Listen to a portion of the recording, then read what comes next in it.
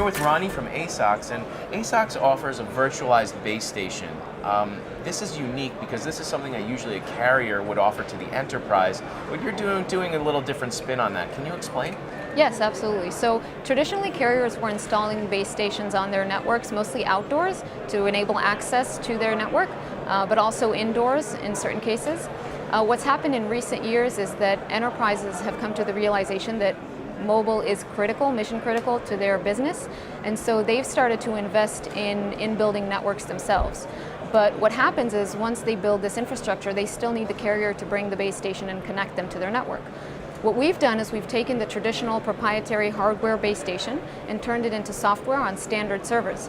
So now an enterprise can essentially buy and operate this base station on their network. It connects to their standard IT management systems and offer better service on their inside their building or on premise. Ronnie, what are some of the verticals that you guys are focused on right now?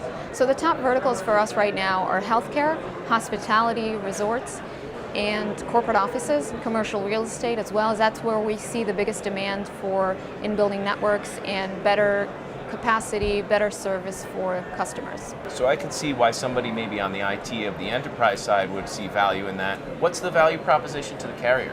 What we're offering the carriers is to add capacity and improve service for their customers on premise, wherever this may be, without any additional capital investment, because it's a software solution and it's IT based, enterprises are willing to fund it.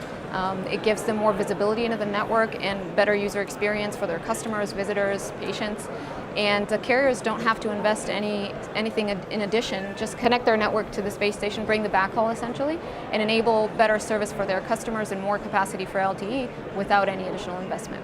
So ASOCS announced commercial availability in September of last year. Where are we now and what's next? So we've been through very extensive testing with top-tier carriers in the US and outside of the US, and we are now going into first commercial deployments.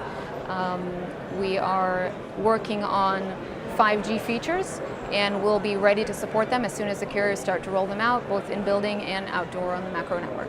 Great, it's a very exciting product. Thank you so much, Ronnie. Thank you.